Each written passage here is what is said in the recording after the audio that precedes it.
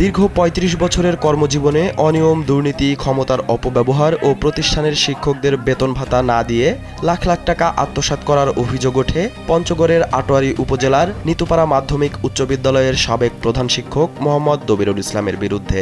এ বিষয় নিয়ে একটি প্রতিবেদন করে কালবেলা।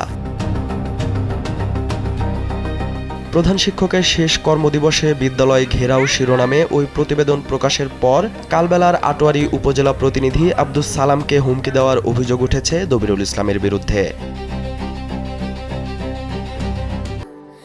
স্যান্ডেলিনা সো, রূপচর্চায় আভিজাত্য। জানা গেছে, নিতুপাড়া মাধ্যমিক উচ্চ বিদ্যালয়ের সাবেক প্রধান শিক্ষক মোহাম্মদ দবিরুল ইসলাম তার চাকরি জীবনে তার সহকারী শিক্ষকদের বেতন ভাতা স্থগিত করে রাখার ভয় দেখিয়ে ৩ জনের কাছ থেকে লাখ লাখ টাকা হাতিয়ে নিয়েছেন। এ অভিযোগে ভুক্তভোগী শিক্ষকরা গত রোববার উপজেলা নির্বাহী কর্মকর্তা ও উপজেলা শিক্ষা কর্মকর্তার কাছে পৃথক লিখিত অভিযোগ দেন। তিনি পার পেয়ে গেছেন তাও না, কারণ তার অবসরে কেউ যদি যায় নিশ্চিতভাবে পরবর্তীতে তার কল্যাণ তহবিল পাওনা যেগুলি আছে, ঠিক আছে, এগুলি পাওয়ার জন্য ম্যানেজিং কমিটির কার্যবিবরণী লাগবে, সেখানে আমার ইন্টারফেয়ার করার যথেষ্ট সুযোগ আছে। প্রশাসনকে দিয়েছে না রে, আমরা তো ওখানে গিয়েছিলাম যে আমাদের তো প্রশাসন থেকে কি বলে তদন্ত করানোর জন্য মাধ্যমিক শিক্ষা অফিসারকে দিয়েছি, যে অভিযোগগুলো দিয়েছি সেই অভিযোগগুলোর বিষয়ে।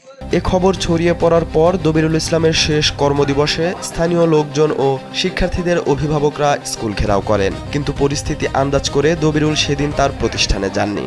এ বিষয়ে সংবাদ প্রকাশ করার পর দবিরুল কালবেলার আটোয়ারী উপজেলা প্রতিনিধি আব্দুস সালামকে হুমকি দেন। হুমকির কল রেকর্ডটি কালবেলার হাতে রয়েছে। এতে তাকে বলতে শোনা যায়,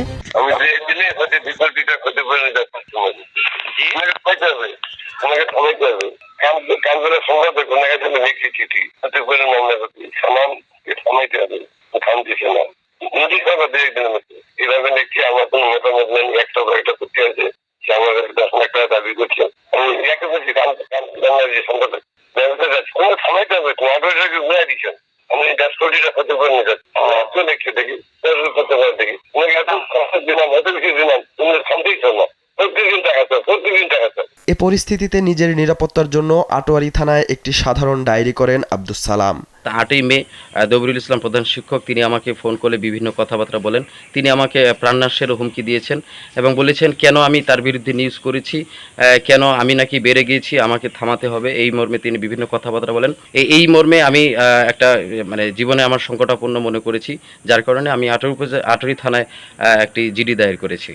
আপডেট আমরা বিজ্ঞ আদালতে লিখবো, বিজ্ঞ আদালতের আদেশ ক্রমে আমরা তদন্ত সবকে আইনগত ব্যবস্থা সালাউদ্দিন সাজু, কালবেলা।